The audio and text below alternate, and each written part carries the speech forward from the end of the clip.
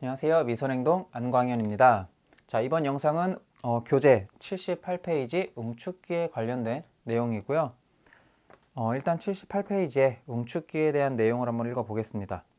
자, 압축기에서 압축된 고온 고압의 냉매를 응축 담요를 이용하여 증발기에서 피냉각물로부터 흡수한 열과 압축기에서 발생된 열을 공기나 물과 열교환하여 외부로 방열하는 역할을 한다라고 되어 있는데요. 자, 여기서 중요한 내용은 응축 잡열을 이용한다는 거예요. 자, 응축이라는 건 기체가 액체로 변하는 거죠. 그래서 응축기라는 거는 이름 그대로 응축을 시키는 기기라고 생각을 해주시면 될 것 같아요. 자, 그럼 교재 79페이지에 보시면 가장 상단에 응축기의 종류가 나오는데요. 요거는 참고만 해주시고 그리고 그 밑에 각 응축기의 장단점이 있는데요. 자, 이것도 그냥 교재를 보고 독학하시는 분들을 위해서 장단점을 모아놓은 표고요. 일단은 먼저 80페이지부터 각 응축기에 대한 특징을 살펴보면서 장단점을 같이 비교를 해보도록 하겠습니다. 자, 첫 번째로 이평 쉘 앤 튜브 방식입니다. 자, 이평 쉘 앤 튜브 교재에서 보시면 구조가 좀 복잡해 보이는데요. 자, 이렇게 복잡하게 아실 필요는 없어요. 정말 단순하게 그림을 그려드리면요. 자, 이렇게 냉각관이 세로로 되어 있다고 쳐요. 그러면 물이 위에서 아래로 흐르는 방식으로 이 튜브를 통과를 하게 되고요. 자, 그 위에는 수실이라고 해서 물이 들어오는 공간이 있습니다. 이 공간에서 이 튜브로 냉각수가 들어가게 되는 거예요. 자, 그리고 밑에는 똑같이 수실이 있고요. 위에서 떨어진 물이 고이는 수실이 있겠죠. 자, 수실이라는 건 그냥 물이 들어있는 공간이에요. 수실. 자, 그래서 이 밑에는 물이 차 있을 거고요. 자, 하부의 배관을 빼서 펌프로 다시 상부에 있는 수실로 물을 넣어주면 그 물이 다시 냉각관을 통해서 다시 떨어지겠죠. 자, 그러면 냉매는 어떻게 통과하냐? 이 옆에 통이 있습니다. 아예 쉘이라고 하는데 이 통 상부에서 냉매가 들어가요. 자, 냉매 기체가 들어가게 되면 하부에서 냉매액이 돼서 나오는 방식입니다. 요게 이평 쉘 앤 튜브예요. 자, 이평이라는 소리는 세로로 세워져 있다라는 뜻이 되는 거고요. 쉘 앤 튜브라는 건 말 그대로 쉘 그리고 튜브라는 방식이에요. 자, 쉘이라는 거는 하나의 요 통을 얘기해요. 통. 자, 이 통에 냉매가 들어가는 거고요. 이 튜브, 이 배관을 말합니다. 관을 이제 튜브라고 얘기를 해요. 그래서 쉘 안에 튜브가 있는 방식이면서 이평, 세로로 긴 구조의 응축기다 라고 보시면 되는 거예요. 자, 그리고 냉각수가 들어간다. 자, 물이잖아요. 그쵸? 물을 통해서 냉매를 기체해서 액으로 응축을 시킨다. 자, 순행식이라고 얘기를 합니다. 물로 냉각을 시키는 방식. 그래서 순행식이라고 얘기를 해요. 그래서 냉각수가 들어가는 건 무조건 순행식이다 라고 생각을 해주시면 돼요.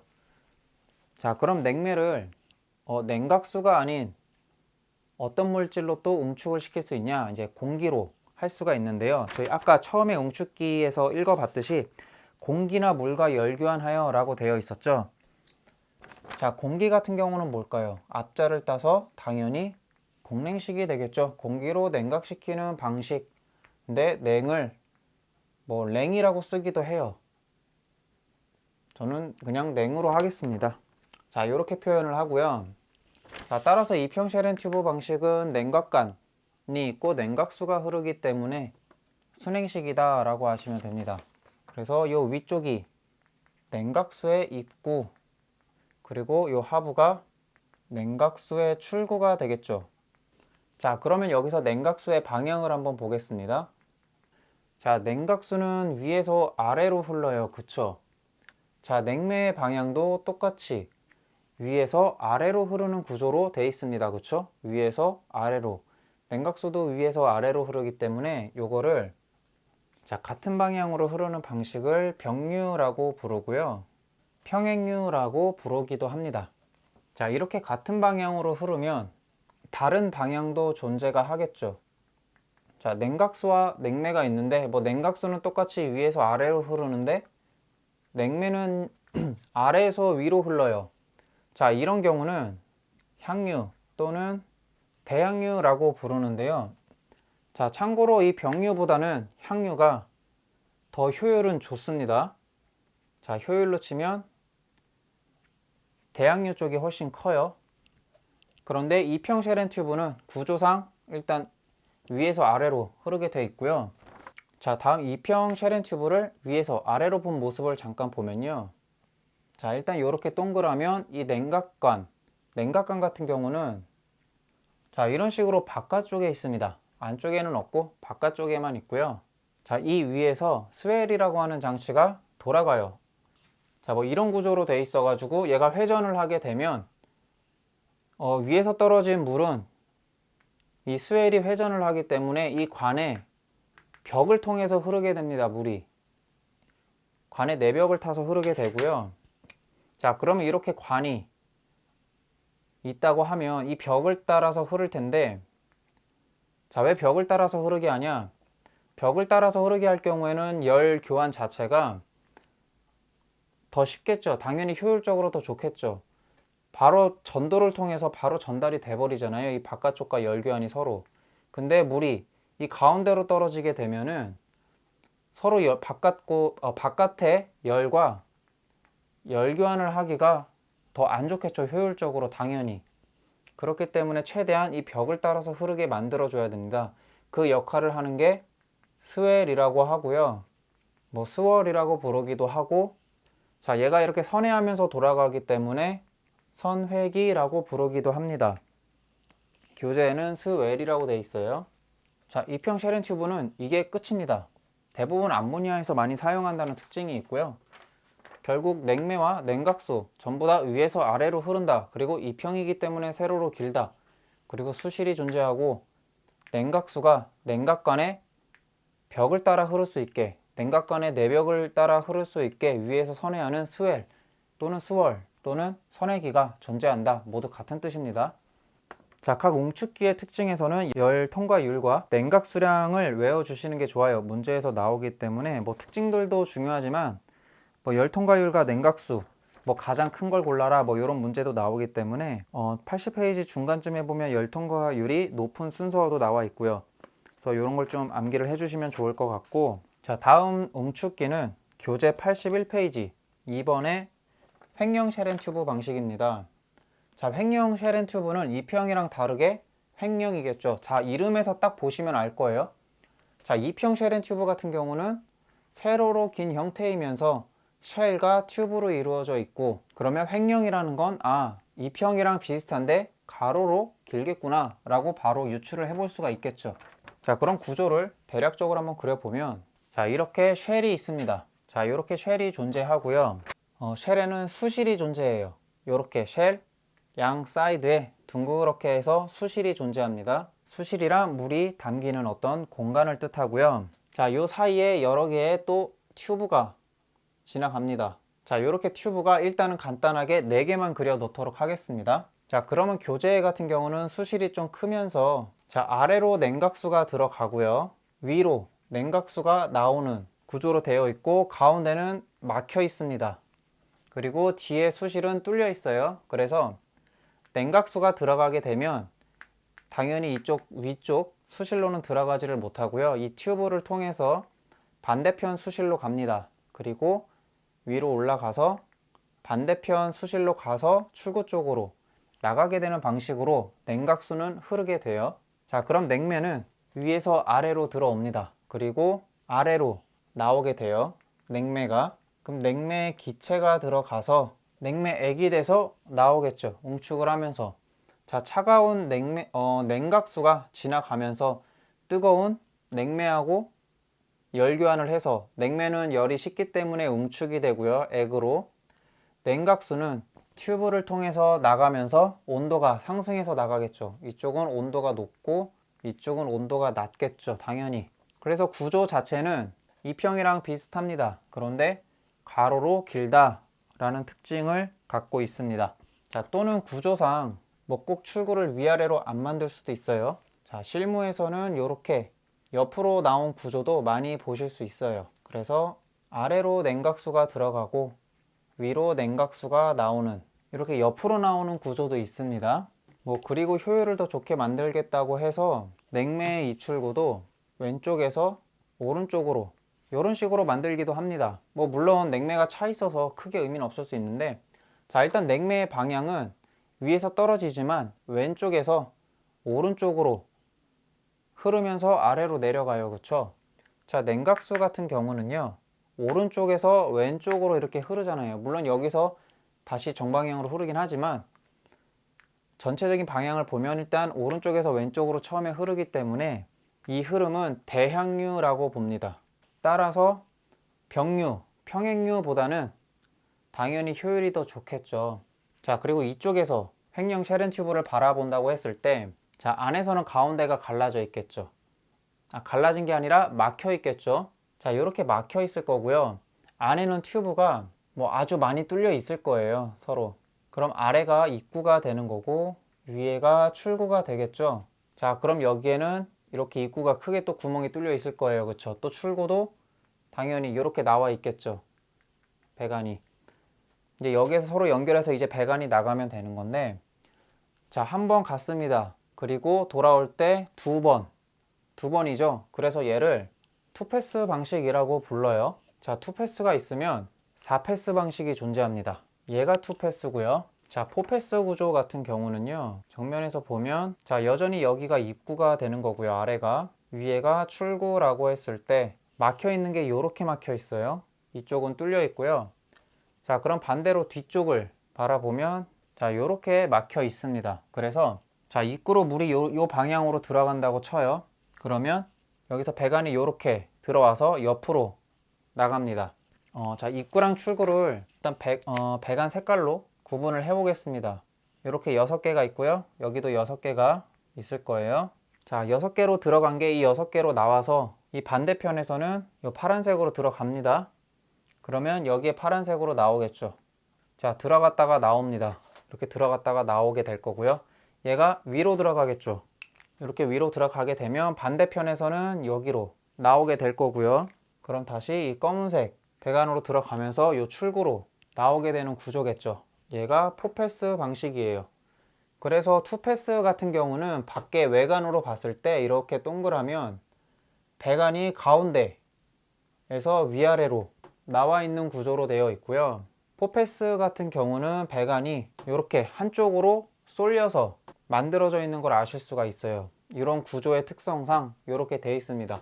2패스는 각 튜브에 물이 골고루 들어가야 되기 때문에 가운데로 배관이 되어 있고요. 4패스는 한 번 갔다가 두 번, 또 세 번, 네 번 이렇게 왔다 갔다 해야 되기 때문에 구조가 배관이 한쪽으로 이렇게 쏠려 있는 구조를 볼 수가 있어요. 횡령 쉐렌 튜브 같은 경우는 2패스와 4패스가 존재한다. 그리고 생긴 건 이렇게 가로로 돼 있다는 거 아시면 되고요. 자, 그리고 특징 중 하나를 보시면 수액기 역할을 겸할 수 있다라는 게 약간 또 특별한데요. 자, 압축기 그리고 움축기 다음에 이렇게 수액기라는 용기가 존재했습니다. 자, 수액기라는 건 펌프 다운을 할 때 냉매액을 모아 놓을 수 있는 어떤 그냥 한 용기를 말했습니다. 그냥 한 통이요, 통.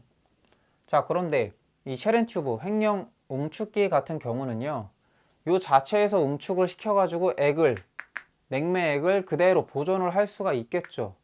그러니까 굳이 이 출구에다가 배관을 이렇게 따서 수액기를 설치할 필요가 없다는 겁니다. 이 자체적으로 냉매를 보관할 수 있는 공간이 있기 때문에 굳이 수액기를 설치할 필요가 없어요. 그래서 수액기를 겸할 수 있는 움축기다 라고 생각을 하시면 됩니다. 자, 그래서 횡령 쉐렌 튜브 교재 81페이지의 특징을 좀 보면요. 자, 쉘 내에는 이렇게 냉매가 흐르고 튜브에는 냉각수가 대양류로 흐른다 라고 되어 있고요. 서로 반대되는 방향으로 흐르는 거고요. 자, 물론 여기에서는 또 같은 방향으로 흐르긴 하지만, 자, 대양류 또는 평행류 구분하는 기준은 입구와 출구 길이의 방향을 얘기를 해요. 입구에서 처음에 냉매가 흐르는 그 방향을 뜻합니다. 그래서 냉각수는 처음에 왼쪽에서 오른쪽 방향으로 흐르게 돼요. 출구가 오른쪽에 있기 때문에 냉각수는 오른쪽에서 들어가기 때문에 서로 대항류라고 얘기를 해요. 그 후에 벌어지는 방향에 대해서는 일단 무시를 하시면 돼요. 이런 것까지 신경을 쓰시면 헷갈려집니다. 그래서 입구 기준으로 보시면 되고요. 그 다음에 니은의 입출구에 각각의 수실이 있으면 판으로 막혀 있다라는 거는 제가 아까 입구와 출구가 이렇게 막혀 있다라는 거, 그리고 포패스 같은 경우는 이런 식으로 여기가 입구, 출구, 이제 반대편에서는 이런 식으로 막혀 있다고 했었죠. 그래서 일로 들어가면 옆으로 가게 되고, 다시 일로 나와서 위로 가게 되고, 얘는 또 이렇게 옆으로 가게 되고 물이, 그 다음에 얘가 이렇게 통해서 출구로 나간다는 거.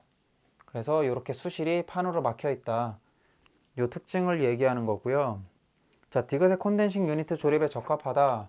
자, 횡령은 그냥 구조 특성상 냉동기를 만들 때 구조가 참 좋습니다. 그냥 패키지로 만들 수 있는 그런 컴팩트함이 있어가지고 좋아요. 자, 이게 일단 열 통과율이랑 냉각 수량은 그냥 보고 외워주시면 되고, 자, 소형 대형의 사용이 가능하다 되어 있습니다. 자, 그리고 횡령 쉘앤 튜브 같은 경우는 교재 79페이지의 장단점을 보시면, 자, 장점에서 3번을 보시면 소형화가 가능하다라고 되어 있죠.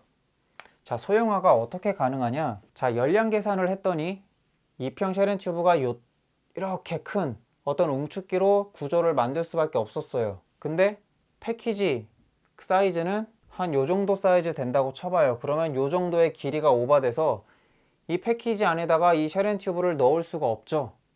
자, 그럴 경우 어떻게 하냐면요, 길이를 줄여요. 그리고 높이를 올립니다. 그렇게 해서 배관을 더 심어요. 자, 면적을 줄이고 높이를 높임으로써 열량을 맞출 수가 있겠죠. 여기서 소형화라는 건요, 얘가 차지하는 어떤 전체 부피를 얘기하는 게 아니고요, 이 바닥 공간, 이 면적을 얘기하는 거예요. 그래서 요거를 적게 할 수 있으니까 소형화가 가능하다라는 거예요. 높이를 높여서 결국엔 튜브를 더 심으면 그만큼 열량을 만들 수가 있기 때문에, 높이가 낮으면서 길 때랑 짧으면서 높이가 높을 때랑 열량이 비슷하게 만들 수가 있겠죠. 계산으로 인해서. 그렇기 때문에 소형화가 가능하다라는 거예요.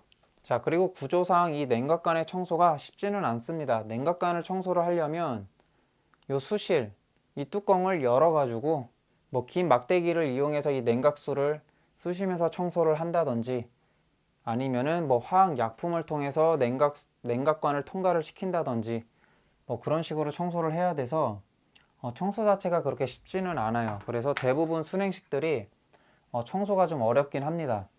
그런데 요 전에 했던 2편 같은 경우는 배관이 세로로 되어 있었잖아요. 자, 배관이 세로로 되어 있다는 소리는 청소 자체가 굉장히 쉽습니다. 요것도 뭐 화학약품이나 그런 걸 이용하면 되는데, 그냥 위에다가 부어가지고 밑에서 받을 수가 있어요, 약을. 그쵸? 그래가지고 그냥 통과만 시키면 끝입니다. 청소 자체가 굉장히 쉬워요, 2평은. 자, 그래서 2평 쉘앤 튜브 같은 경우는 제가 뭐 전에 얘기는 안 했지만 장단점에서 보시면 1번에 청소가 용이하다 돼 있습니다. 근데 쉘앤 튜브 같은 경우는 뭐 옆으로 돼 있기 때문에 청소가 그렇게 쉽지는 않아요, 사실. 이런 것도 이제 수실도 뜯어야 되고 그래서. 자, 그 다음에 교재 79페이지에 또 장단점에서 단점 쪽을 한번 보면요, 자, 2편 같은 경우는 과부하에 잘 견디지만 횡령은 과부하에 약하다라고 되어 있어요. 자, 요거는 그냥 구조의 특성이라고 보시면 돼요. 세로로 되어 있을 경우에 그냥 과부하에 강하다, 옆으로 되어 있으면 과부하에 약하다, 딱 그 정도로만 생각을 해주시면 돼요. 자, 그래서 쉘앤 튜브 방식은 이런 방식으로 되어 있다 라는 거고요. 자, 그리고 웅축기의 특징, 순행식 웅축기의 특징 중 하나는요, 항상 쉘이나 튜브 같이 쉘이 존재를 하는데요, 웅축기는 무조건 쉘 안에 냉매가 들어가요.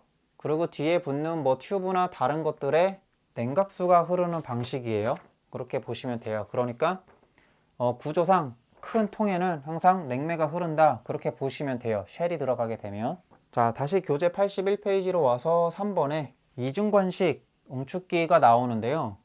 자, 이중관식은 이름에서 보는 것처럼 관이 이중으로 되어 있는 거예요. 자, 어떤 식으로 이제 웅축을 하는지 한번 보겠습니다. 자, 이런 식으로 관 하나가 있어요. 그런데 이 관 안에다가 관 하나를 더 심어요. 자, 여기를 뻥뻥 뚫어요. 그 다음에 자, 이런 식으로 검은색 배관 안에 빨간색 배관 하나를 더 심습니다. 그리고 이 검은색 배관은 이제 바깥쪽에 입출구를 이렇게 만들어 주면 되는 건데요. 자, 빨간색 쪽으로는 냉각수가 흐르고 바깥에 검은 배관으로는 냉매가 흐르게 되는데요. 자, 바깥쪽 더 넓은 부분에는 항상 냉매가 들어가는 특징이 있어요. 그렇죠? 그래서 이 작은 빨간색 배관에는 냉각수가 흐릅니다. 자, 냉각수 같은 경우는요. 자, 아래쪽에서 냉각수가 들어가게 되고 위쪽으로 나갑니다.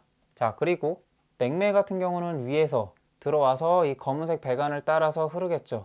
요렇게. 그리고 아래로 나오는 구조입니다. 자, 요렇게 열교환을 하면서 서로 흐르기 때문에 서로 열교환이 되는 거예요. 그래서 냉매 기체가 들어오게 되면 차가운 냉각수를 만나면서 점차점차 액으로 변해서 출구로 나오게 되는 방식입니다. 자, 요렇게 응축을 하고요. 자, 뭐 단면도를 보면은 당연히 요렇게 배관이 이중으로 되어 있거나 또는 안쪽에 배관을 요런 식으로 더 전열 면적을 늘리는 거죠. 요런 배관으로 만들어 가지고 통과를 시키는 방식도 있습니다.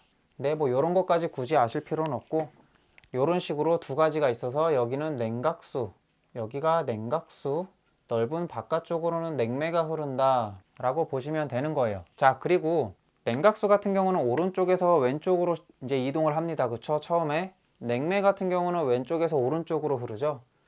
얘 방향은 대향유로 흐르는 특성이 있습니다. 그래서 이중관식은 딱 이런 구조예요. 특징을 보면 중소형이나 패키지 에어컨에 주로 사용을 한다고 되어 있어요. 대형에는 적합하진 않다라는 거예요.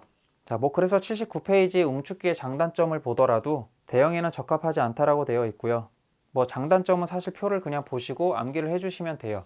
제 교재에 나와 있는 내용은 뭐 제가 굳이 또 설명을 드릴 필요는 없을 것 같고요. 딱 이중관식은 너무 구조도 간단하기 때문에 딱 요 정도만 알고 계셔도 될 것 같아요. 중요하다고 하면 결국 이제 바깥쪽에 냉매가 흐르고 외관 쪽, 큰 배관 쪽에 냉매가 흐르는 거고 안쪽에 작은 배관에 냉각수가 흐른다. 그리고 방향은 대향유다. 요 정도의 특징을 가져가시면 돼요.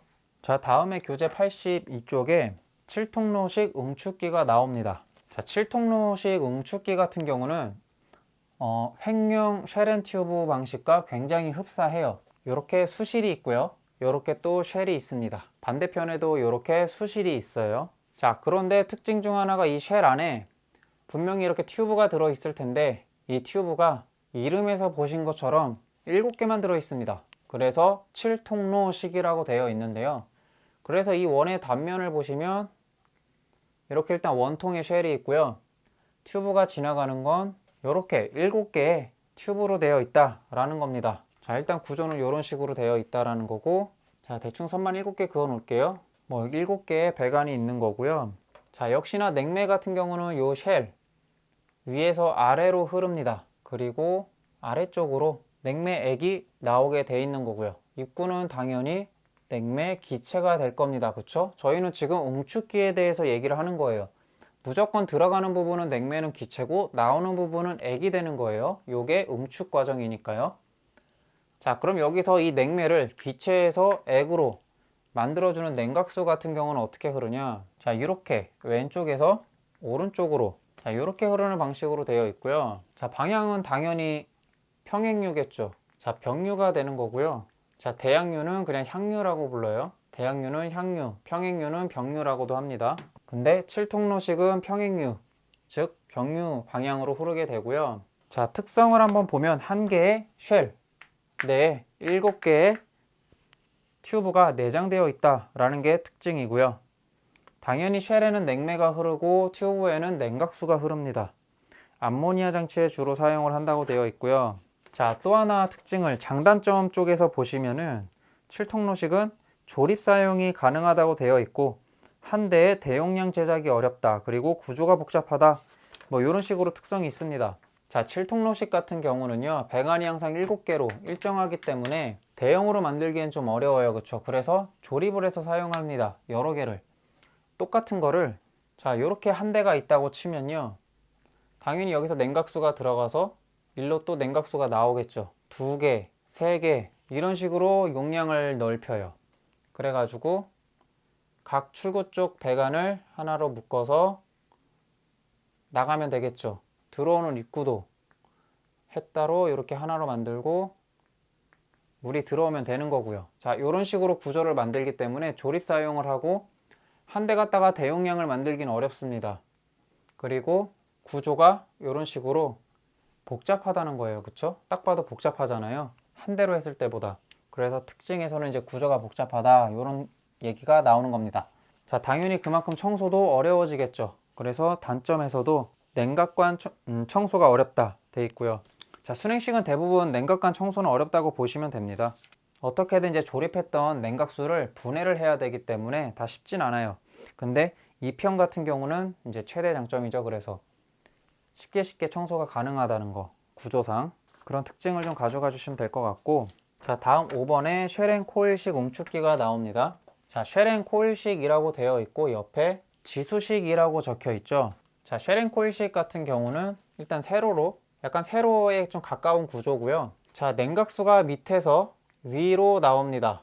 자, 그리고 냉매는 위에서 아래로 흐르는 구조입니다. 자, 똑같이 쉘이 들어갔죠. 자, 쉘 자체에는 냉매가 들어가요. 이 통 자체에는 냉매가 흐르고요. 냉각수 같은 경우는 내부에서 관이 이렇게 감겨져서 나가는 방식이에요. 그래서 이렇게 감겨 있는 걸 이제 코일, 저희가 이제 코일 감는다 이런 식으로 얘기를 하잖아요. 모터 같은 데에다가. 그래서 이렇게 감는 걸 이제 코일이라고 표현을 하고요. 그래서 쉘앤 코일, 쉘 안에 냉매가 들어가고 냉각수가 흐르는 관은 코일식으로 감아놨다 해서 쉘앤 코일이 되는 거고요. 또 다른 말로 지수식이라고 부른다 라는 특징 가져가시면 됩니다. 자, 역시나 얘는 대양류 또는 향유라고 보시면 되고요. 자, 쉘앤 코일식의 어떤 특징에서는 이제 소형화가 가능하다라고 되어 있는데요. 얘도 좁히고 올리면 되겠죠. 그런 식으로 해서 코일만 더 많이 감으면 되니까 뭐 소형화도 가능하고요. 뭐 쉐링 코일식 같은 경우는 구조 같은 것만 이 정도로 이해를 하시면 돼요. 그래서 쉘 안에 그냥 배관이 이렇게 코일처럼 꼬아져 있구나. 그리고 방향은 대양류구나. 그 정도 특성 가져가 주시면 이제 장단점을 보시게 되면 대충 파악이 되실 거예요. 왜 이런 장점과 왜 이런 단점들이 있는지. 뭐 어려우시면 카페 같은 데 질문을 올려주셔도 되고요. 근데 아마 뭐 그렇게까지 깊게 들어가지는 않으셔도 돼요. 사실 자격증을 따는데 요 정도의 특징만 알고 계셔도 문제 푸는데 지장이 없습니다. 자, 다음 6번에는 대기식이 나옵니다. 자, 대기식 응축기고요. 역시나 냉매를 기체에서 액체로 바꿔줘야 되는 기기인데 이름 특성에서 보시면 대기식이래요. 자, 공중에 있는 어떤 대기에 무언가로 냉매를 응축시키는 방법인 것 같아요. 그래서 구조를 한번 보겠습니다. 구조는 위에 역시나 수실이 있고요. 자, 냉매 배관은 아래에서 위로 이렇게 코일처럼 되어 있습니다. 그리고 밑에는 역시나 수실이 존재합니다. 그리고 여기에 당연히 물이 잠기게 되고요. 그리고 밑에 펌프를 설치를 하면 떨어졌던 물을 다시 퍼서 올립니다. 그리고 여기에는 이제 노즐이 달려 있어 가지고 물을 분사시키고요. 널리 골고루 퍼질 수 있게 하는 노즐을 설치를 하고요. 자, 이제 이 물이 냉매 배관을 타고 흐릅니다. 그쵸? 자, 교재에서 보시면 이렇게 배관 옆에서 봤을 때 이렇게 배관들이 일렬로 쭉 있다 그러면 물이 뚝뚝 떨어지면서 이렇게 흐르는 방식이겠죠. 이런 식으로 그러면서 물이 떨어지는데 뭐 대기에 있는 그냥 열로 뭐 공기 바람이나 살살 이렇게 뭐 불거나 하면서 이 물의 현열 또는 이제 물이 조금씩 바람이 불게 되면 증발을 하겠죠. 그런 증발 잡열을 이용해서 이 관 내에 흐르는 냉매를 응축시키는 겁니다. 자, 그런데 여기에서 특징 하나가 좀 다른 게 있어요. 자, 대기식은 조금 특이한데요. 밑에서 냉매 기체가 나가죠. 자, 여기 위에서는 냉매액이 아니라 똑같이 냉매 기체가 나갑니다. 자, 이게 무슨 소리냐면요. 분명히 응축기는 냉매 기체를 액으로 만드는 장치인데 출구에서는 왜 또 갑자기 기체냐? 라고 하는데 사실 여기가 출구가 아니고요. 자, 대기식 같은 경우는 중간에서 땁니다. 배관을 이렇게 해서 냉매액이 중간에서 따지는 특징이 있어요. 자, 냉매 기체가 처음에 밑에서 들어가요. 밑에서 들어가면서 점점 액화가 되겠죠. 응축이 되는데 자, 그래서 대부분 중간쯤에는 액이 차 있지만 가벼운 기체 같은 경우는 결국 계속 위로 올라가기 때문에 상부에는 기체가 고일 거예요. 차마 응축되지 못한 기체 냉매가 있을 거 아니에요. 그쵸? 그거를 상부에서 따가지고 자, 리턴이 돼요. 자, 리턴이 된 냉매 기체가 다시 중간에서 액이 된다고 하면 다시 이렇게 진짜 출구를 통해서 나가게 되는 겁니다. 그래서 이렇게 중간중간 배관을 따가지고 하나의 햇다 배관을 만들어서 모아서 이렇게 출구로 나가면 되겠죠. 자, 중간에 배관 따고 물론 두 개가 아니라 또 여러 개겠죠. 그런 배관을 이렇게 굵은 배관 하나에 또 모아가지고 이렇게 나갑니다. 자, 이렇게 돼 있는 거를 헤더라고 부르고요. 액을 모아서 나가기 때문에 액헤더라고 부르기도 해요. 뭐 중요한 건 아니고요. 자, 그래서 이제 대기식 웅축기에서 중요한 거는 물론 이런 구조 중요하죠. 위에서 물이 흐르면서 대기의 어떤 공기의 흐름으로 이 물의 현열과 잡열을 이용해서 냉매를 웅축을 시키는데, 액이 요 코일의 맨 끝단에서 나가는 것이 아니라 이 중간에서 따가지고 액을 뽑아내서 간다라는 어떤 특성, 요거를 아시면 돼요. 요게 대기식 웅축기예요. 자, 특성을 한번 보게 되면 물의 현열과 증발 잡열에 의해 냉각된다 되어 있고요. 자, 하부에 가스가 있고요. 웅축된 냉매액은 냉각관 중간에서 수액기로 보내진다 되어 있습니다. 자, 요게 이제 수액기로 간다는 거고요. 자, 상부의 스프레이 노즐에 의해 냉각수가 고르게 살포된다. 자, 이렇게 골고루 살포시키는 거고요. 겨울철에는 공냉식으로 사용이 가능하다라고 되어 있는데요. 자, 얘가 그냥 바깥에 노출이 돼 있죠. 이 대기에 의해서 열이 식는 거니까, 그쵸? 자, 근데 여름에는 덥기 때문에 이렇게 물을 살포해서 웅축을 시키지만 겨울에는 굳이 물을 뿌리지 않더라도, 물을 뿌리게 되면 또 얼기까지 하니까 좋진 않겠죠. 근데 겨울에는 워낙 날씨, 이 대기의 온도가 워낙 낮다 보니까 바람에 의해서 충분히 웅축이 되더라 하는 거예요. 그래서 그냥 겨울철에는 물을 굳이 뿌리지 않더라도 공기에 의해서 웅축이 잘 되더라. 그래서 겨울철에는 공냉식으로 사용이 가능하다라는 겁니다. 그리고 암모니아용 중대형에 주로 사용된다라는 특징 알고 계시면 되고요. 역시나 열 통과율과 냉각 수량, 요거는 그냥 교재에서 보시면 되겠습니다. 자, 웅축기에 대해서 그렇게 뭐 엄청 깊게는 들어가지 않으셔도 돼요. 그냥 웅축기가 냉매를 웅축시키는 기계고요. 그냥 어떤 식으로 냉매를 웅축시키는가, 뭐 그런 특징, 그 정도만 캐치해서 가져가시면 돼요. 자, 그럼 계속해서 교재 83페이지를 보시면 7번에 증발식 웅축기가 나옵니다. 자, 증발식 웅축기 같은 경우는 교재에서 보셔도 구조가 꽤나 복잡해요. 그쵸? 약간 냉각탑이랑도 좀 비슷한데 아직 배우지 않은 냉각탑이라는 게 있는데 구조는 흡사합니다. 자, 먼저 보시면 이렇게 네모나게 어떤 껍데기가 있을 거고요. 중간에 냉매가 아래에서 위로 흐르게 됩니다. 자, 그러면은 밑에는 역시나 수실이 있어요.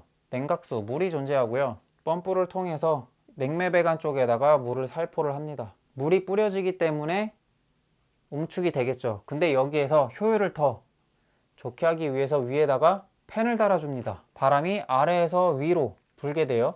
자, 그렇게 되면 바람이 슝 들어오면서 물도 뿌려지지만 강제로 바람을 또 불어주기 때문에 웅축이 훨씬 더 잘 되겠죠. 자, 이런 방식으로 웅축을 시켜주는 게 증발식 웅축기예요. 이렇게 되면 물이 굉장히 알갱이처럼 얇아요. 이 작은 알갱이의 물이 바람에 의해서 또 증발을 하겠죠. 그렇게 증발을 하면서 증발 잡열에 의해서 냉매를 웅축시키는 방식이라고 해서 증발식 웅축기라고 합니다. 대기식 웅축기에 비해서 물방울이 더 작아요. 그러니까 더 가볍다는 소리죠. 그래서 이 위에서 팬을 불게 되면 이 작은 알갱이의 물방울들이 밖으로 다 퍼집니다. 비산이 돼 버려요. 자, 그렇게 되면 뭐 길 가던 사람이 맞을 수도 있고 그렇잖아요. 이 물이 깨끗한 물이 아닐 수도 있기 때문에 계속 한 장소에서만 순환을 하게 되면 당연히 오염이 되겠죠. 공기 중에 먼지나 이런 것들이 다 물에 섞여 있을 테니까요. 그러면 그런 이제 세균들이 사람들한테 닿을 수도 있기 때문에 좋진 않아요. 그래서 이렇게 비산되는 걸 방지시키는 장치가 또 요 사이에 들어가게 됩니다. 그거를 엘리미네이터라고 부르고요. 뭐 원리는 아주 간단합니다. 그냥 이런 지그재그 방식의 어떤 구조만 놓으면 끝이에요. 이 살포되는 곳 위에다가. 그러면 물이 올라가다가 여기 부딪히겠죠. 그리고 설령 여기를 통과해도 또 한번 부딪히겠죠. 그러면서 여기 물이 고이다가 물은 다시 밑으로 뚝뚝 떨어지겠죠. 무게가 있으니까. 자, 이런 식으로 해서 물이 비산되는 걸 방지시켜주는 장치, 그걸 엘리미네이터라고 해요. 구조는 이런 지그재그 방식으로 돼 있다. 그렇게 보시면 되고요. 자, 그리고 이렇게 물에 의해서 냉매를 응축을 시키기 때문에 이 주변에 습고 온도의 영향을 많이 받습니다. 뭐 거의 냉각탑이랑 비슷하죠, 구조가. 습고 온도의 영향을 많이 받는다는 게 특성상 좀 중요한 내용이에요. 요게 문제로도 잘 나오기 때문에 증발식 응축기에 특히 문제가 나온다고 하면 뭐 습고 온도의 영향을 받는다 뭐 이런 내용들이 좀 많이 나오기 때문에 알아주시면 좋고요. 자, 역시나 대기식이랑 비슷하게 겨울에는 굳이 물을 뿌리지 않더라도 주변에 외기의 온도가 워낙 낮기 때문에 이 팬만 돌려서 공냉식으로만 쓸 수 있다라는 특성이 있습니다. 그리고 냉매의 압력 강화가 크다라고 되어 있는데요.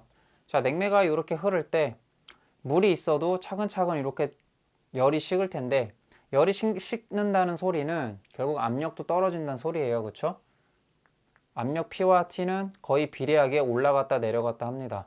근데 여기에서 바람까지 불어버리니까 이 압력의 강화가 굉장히 심하다는 거예요. 그리고 당연히 부속 설비들이 굉장히 많죠. 자, 이런 특징들 보시면 될 것 같고, 자, 이 증발식 응축기의 특징 중에서 장점을 보시면 냉각탑이 필요 없고 공냉식으로 사용 가능하다라고 되어 있습니다. 자, 냉각탑이라는 거는 이제 뒤에서도 잠깐 배우긴 할 텐데요. 간단하게 설명을 하면 뭐 쉘앤튜브 방식이나 앞에서 나왔던 뭐 다른 순행식 응축기 같은 경우는요, 차가운 물이 들어오게 되잖아요. 자, 일단 횡령이었을 때 냉각수가 들어갔다 나오게 되잖아요. 그런데 이 냉각수를 그냥 수도에서 틀어놓고 계속 사용을 하게 되면 물의 소비가 굉장히 클 거예요. 그렇죠? 그래서 이 냉각수는 재활용을 하게 됩니다. 냉매를 응축시키고 뜨거워진 냉각수는요, 건물의 옥상 같은 데에 냉각탑을 설치를 해요. 그 구조는 이 증발식 응축기와 구조가 매우 흡사합니다. 자, 이렇게 냉각수가 냉매를 응축시키고 나간 배관이 이렇게 온다고 생각하시면 돼요. 그래서 이 물을 역시나 살포를 합니다. 그리고 냉각탑에는 역시나 이렇게 팬이 달려 있고요. 자, 그래서 냉매 배관이 빠진 거죠. 증발식 응축기에서. 그래서 살포가 되면서 바람에 의해서 이 물이 식어요. 그러다가 이 떨어진 물은 다시 응축기로 들어가는 방식이에요. 자, 이런 게 사실 냉각탑이고요. 모든 순행식 응축기의 냉각수는 이 냉각탑에 의해서 물이 다시 온도가 낮아진 상태로 들어오게 되는 거예요. 근데 증발식 응축기는 이 자체에서 물을 순환을 시키고 펌프에 의해서, 그리고 이 안으로 냉매 배관이 통과를 합니다. 이런 식으로 응축을 시키는 특징이 있어요. 자, 그런 차이가 있습니다. 자, 그리고 교재 84페이지에 보시면은 8번 공냉식 응축기가 나오는데요. 자, 공냉식 응축기라는 거는 그냥 냉매 배관이 이렇게 지그재그로 여러 번 움직이는 거예요. 그냥. 그래서 냉매가 들어갔다가 이렇게 나가는 방식인데, 위에 팬을 달아줘서 불게 되면 바람이 이 관을 통과하면서 열교환을 하는 방식인데, 자, 이렇게 하는 것보다 또 효율이 좋은 방법이 나옵니다. 이렇게 햇달을 달아서 입구에 냉매가 들어가요. 그럼 이 배관이, 자, 여기는 출구했다가 있다고 치고 이렇게 출구가 나갑니다. 뒤에서. 자, 요건 빨간색으로 그릴게요. 자, 요렇게 돼 있고요. 요렇게 돼서 한번 들어가고요. 또 따서 요런 식으로 들어갑니다. 요렇게 해서 최종적으로 응축이 된 냉매는 이 뒤에 출구 햇달을 통해서 나가게 되는 구조예요. 자, 그냥 한 줄로만 요렇게 했을 때보다는 아무래도 효율이 더 좋겠죠. 그래서 요런 구조로 만들고요. 자, 그 상태에서 또 위에서 팬이 불면 당연히 공기가 순환을 하면서 이 냉매 배관과 열교환을 하겠죠. 자, 그런데 여기에서 이 열교환 효율을 더 좋게 만드는 게 있어요. 바로 핀인데요. 자, 교재에서 보시면 냉매 배관 요 사이사이에 세로로 핀을 굉장히 촘촘하게 박아 놓습니다. 자, 이런 식으로 핀이 굉장히 많죠. 자, 이렇게 핀을 설치를 해 놓으면 이 냉매 배관에 흐르는 이 열을 이 핀에다가 전도를 통해서도 열을 방출시킬 수가 있겠죠. 이 핀 같은 경우는요, 이 옆에서 봤을 때 구멍이 뭐 일로 들어갔다가 반대편에서 일로 나왔다가 또 일로 들어갔다가 반대편에서 일로 나왔다가 이런 식으로 지그재그로 서로 왔다 갔다 합니다. 그래서 이 핀 구조는 이런 식으로 되어 있고, 이 얇은 판들이 여러 개가 겹겹이 있는 거예요. 그래서 냉매 배관을 통과할 때 이 핀에 닿게 설치가 되기 때문에 배관에 있는 열을 전도를 통해서 이 핀에다가 전달을 합니다. 그러면 바람이 요 사이사이를 막 통과할 때 꼭 이 배관에 닿지 않더라도 이 핀에 의해서 열을 더 많이 방출시킬 수가 있겠죠. 자, 이 판 없이 그냥 이렇게 배관만 있다고 치면, 자, 바람이 불 때 그냥 이렇게 사이사이 흘러나가는 바람은 열 교환을 못하고 가잖아요. 그쵸? 자, 이렇게 배관에 닿는 이 바람만 배관의 열을 흡수해서 방출을 시킬 거예요. 그쵸?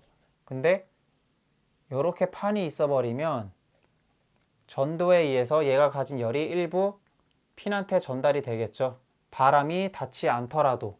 근데 바람이 이런 판을 계속 스쳐서 이 판 자체의 열을 계속 낮춰버리면 그만큼 배관에 있는 열이 핀을 통해서 더 많이 나오겠죠. 방출이 되겠죠.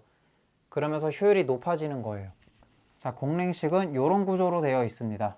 뭐 좀 더 디테일한 그림은 이제 교재를 통해서 보시면 될 것 같고요. 뭐 공랭식 웅축기에서 특별한 특징을 보면 일단 열 통과율이 굉장히 안 좋다는 거.